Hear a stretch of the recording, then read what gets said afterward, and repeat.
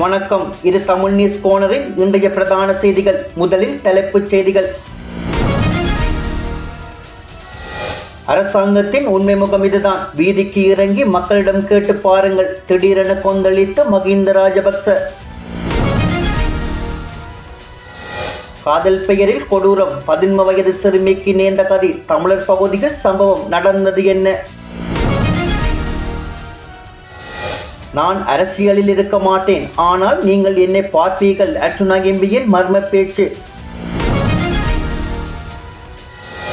உலகையே அதிர்ச்சிக்குள்ளாக்கிய சோகமான சம்பவம். சகாரா பாலைவனத்தில் சிதறி கிடந்த 49 சடலங்கள். நடந்தது என்ன? தங்கம் வாங்குபவர்களுக்கு மகிழ்ச்சி. திடீரென சரிந்த தங்கத்தின் விலை. இது போன்ற செய்திகளை உடனுக்குடன் அறிந்து கொள்ள எமது தமிழ் நியூஸ் கோனர் சேனலை சப்ஸ்கிரைப் செய்து இணைந்திருங்கள். தொடர்பான விரிவான செய்திகள். தற்போதைய அரசாங்கத்தின் லட்சணத்தை மக்களிடமே கேட்டு தெரிந்து கொள்ளுங்கள் என்று முன்னாள் ஜனாதிபதி மகிந்த ராஜபக்ச தெரிவித்துள்ளார். ஸ்ரீலங்கா பொதுஜன பெரமுனவின் செயற்குழு கூட்டம் நெல்லும் மாவட்டத்தில் உள்ள கட்சியின் தலைமையகத்தில் முன்னாள் ஜனாதிபதி மகிந்த ராஜபக்ச மற்றும் கட்சியின் தேசிய அமைப்பாளர் நாமல் ராஜபக்ச ஆகியோரின் தலைமையில் நடைபெற்றது. இதன்போது ஊடகவியலாளர்கள் எழுப்பிய கேள்விகளுக்கு பதிலளித்த முன்னாள் ஜனாதிபதி மகிந்த ராஜபக்ச கட்சியின் எதிர்கால அரசியல் நகர்வுகள் மற்றும் தற்போதைய நாட்டின் அரசியல் சூழல் குறித்து விரிவான கருத்துக்களை பகிர்ந்து கொண்டார். கட்சியின் உள்ளக கட்டமைப்பில் ஏதேனும் மாற்றங்கள் எதிர்பார்க்கப்படுகின்றதா என ஊடகவியலாளர்கள் வினாவிய போது கட்சியில் தற்போதைக்கு எந்தவித மாற்றங்களும் இல்லை என அவர் தெளிவுபடுத்தினார். கட்சியின் எதிர்கால அரசியல் வேலை திட்டங்கள் மற்றும் முன்னோக்கி செல்லும் வழிமுறைகள் குறித்து இந்த கூட்டத்தில் விரிவாக கலந்துரையாடப்பட்டதாக அவர் குறிப்பிட்டார். தற்போதைய அரசாங்கத்தின் செயல்பாடுகள் மற்றும் நாட்டின் தற்போதைய நிலைமை குறித்து அவரது தனிப்பட்ட கருத்து என்னவென்று கேட்கப்பட்டதற்கு தான் அதை ஊடகங்களுக்கு சொல்வதை விட ஊடகவியலாளர்கள் நேரடியாக வீதிக்கு சென்று மக்களிடமே அது குறித்து கேட்க வேண்டும் என பதிலளித்தார்.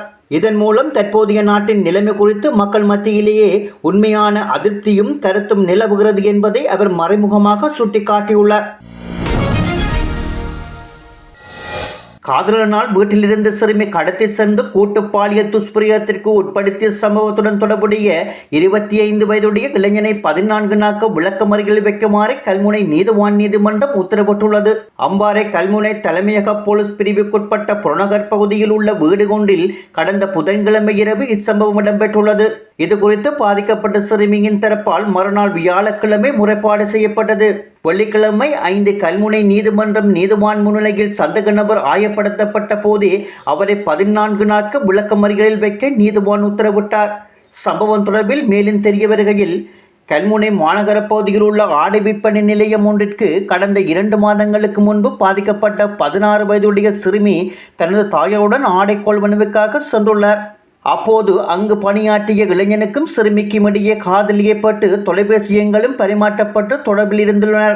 இந்நிலையிலேயே கடந்த புதன்கிழமை இரவு 11:30 மணியளவில் இளைஞன் வாடகைக்கு எடுத்த வேன் ஒன்றில் தான் பணிபுரியும் கடையில் வேலை செய்யும் மற்றொரு 56 வயதுடைய நபரையும் அழைத்து கொண்டு சிறுமியின் வீட்டுக்கு சென்றுள்ளார். அப்போது வீட்டில் இருந்த சிறுமியை தொலைபேசியில் அழைத்த இளைஞன் பலபந்தமாக வேனில் ஏற்றி அம்பாறை மாவட்டத்தின் மத்திய முகாம் பகுதிக்கு கடத்தி சென்றுள்ளார். அங்குள்ள பாலடைந்த வர்த்தக கட்டிடம் ஒன்றைக்கு சிறுமியை கொண்டு சென்று துஷ்பிரயோகத்துக்கு உட்படுத்திய பின்னர் சிறுமியை அக்கறைப்பட்ட பகுதியில் இறக்கிவிட்டு இருவரும் தப்பியோடியுள்ளமை ஆரம்ப கட்ட விசாரணைகள் தெரிய வந்துள்ளது. இதன் பின்னர் அப்பகுதியால் வந்த பேருந்து ஒன்றின் உதவியுடன் கல்முனை தலைமையக போலீஸ் நிலையத்திற்கு சென்ற சிறுமி தனக்கு நேர்ந்த கொடூரத்தை விவரித்து முறைப்பாடு செய்துள்ளார். போலீசார் உடனடியாக செய்யப்பட்டு 25 வயதுடைய முதன்மை சந்தக நபரை கைது செய்தனர். தலைமறைவாகியுள்ள 2 பிள்ளைகளின் தந்தையான 56 வயதுடைய மத்திய சந்தக நபரை போலீசார் தீவிரமாக தேடி வருகின்றனர். பாதிக்கப்பட்ட சிறுமி மருத்துவ பரிசோதனைக்காக கல்முனை வைத்தியசாலையில் அனுமதிக்கப்பட்டுள்ளதுடன் கடத்தலுக்கு பயன்படுத்தப்பட்ட வேன போலீசாரால் கைப்பற்றப்பட்டுள்ளது. சம்பவம் காரணமாக அதிர்ச்சியடைந்த சிறுமியின் தாய் மன அழுத்தம் காரணமாக வைத்தியசாலையில் அனுமதிக்கப்பட்டுள்ளதாகவும் சிறுமியின் தந்தை மத்திய கிழக்கு நாடொன்றில் பணிபுரிந்து வருகின்றதாகவும் குறிப்பிடப்படுகின்றது. நாமல் ராஜபக்ச 2029 மீண்டும் ஆட்சிக்கு வருவார் என ராமநாதன் அர்ச்சுனா எம்பி கூறியுள்ளார். நாமல் ராஜபக்ச எதிர்க்கட்சி தலைவராக வேண்டிய அவசியமில்லை, அவர் ஜனாதிபதியாவார். இதை நீங்கள் பதிவில் வைத்துக் கொள்ளலாம். அந்த நேரத்தில் நான் அரசியலில் இருக்க மாட்டேன், ஆனால் நீங்கள் பார்ப்பீர்கள் என்று அவர் கூறினார். ஊடகவியலாளர்களிடம் பேசிய ராமநாதன் நாட்டின் தற்போதைய போக்கின் மீது மக்களுக்கு ஏற்பட்டுள்ள அதிருப்தி காரணமாக வாக்காளர்கள் மீண்டும் ராஜபக்சர்களை அரசாங்கத்துக்கு கொண்டு வரக்கூடும் என கூறினார். இதை பதிவு செய்து வைத்துக் கொள்ளுங்கள். 2029 நாமல் வருவார். அதை யாராலும் தடுக்க முடியாது. நாமல் ஆட்சிக்கு வர வேண்டும் என்ற தனிப்பட்ட விருப்பம் எனக்கு இல்லை.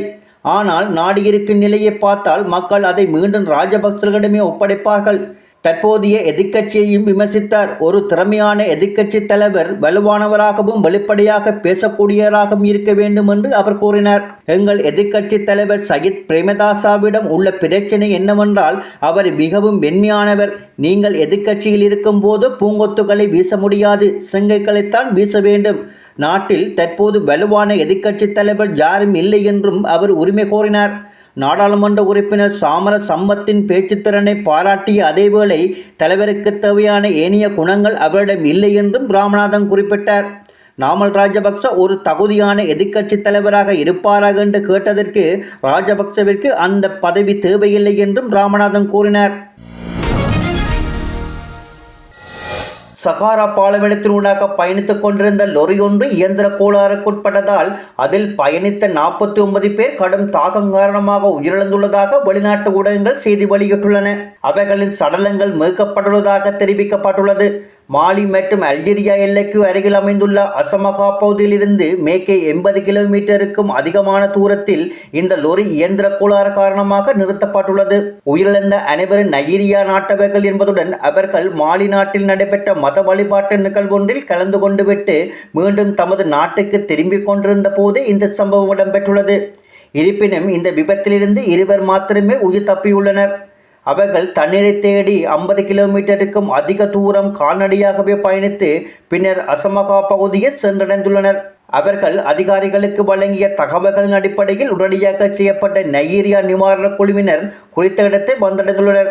அங்கு இயந்திர கோளாறுக்குள்ளான லொரிக்கடியிலும் அதனை சுற்றியுள்ள பகுதிகளிலும் சிதறி கிடந்த 49 சடலங்களையும் மீட்டுள்ளனர். பின்னர் அந்த சடலங்கள் அனைத்தும் அதே இடத்திலேயே கூட்டு புதைகுழியில் அடக்கம் செய்ய அதிகாரிகளால் நடவடிக்கை எடுக்கப்பட்டுள்ளது. இலங்கையில் நேற்றைய தினம் 24 கேரட் தங்கம் பவுன் ஒன்றிற்கு 2000 ரூபாவால் குறைவடைந்துள்ளதாக அகில இலங்கை நகையக வியாபாரிகள் சங்கம் தெரிவித்துள்ளது. அந்த வகையில் தற்போதைய தங்க விலை நிலவரப்படி 24 கேரட் தங்கம் பவுன் ஒன்று 384,000 ரூபாயாகவும் விற்பனை செய்யப்படுகின்றது. 22 கேரட் தங்கம் பவுன் ஒன்று 353,400 ரூபாவாகவும் விற்பனை செய்யப்படுகின்றது. இதன்படி 24 கேரட் தங்கத்தின் 1 கிராமின் விலை 48 ரூபாயாகவும் 22 கேரட் தங்கத்தின் 1 கிராமின் விலை 44,175 ரூபாவாகவும் விற்பனை செய்யப்படுகின்றது. இத்துடன் தமிழ் நியூஸ் கோனரின் செய்திகள் யாவும் நிறைவு பெற்றன.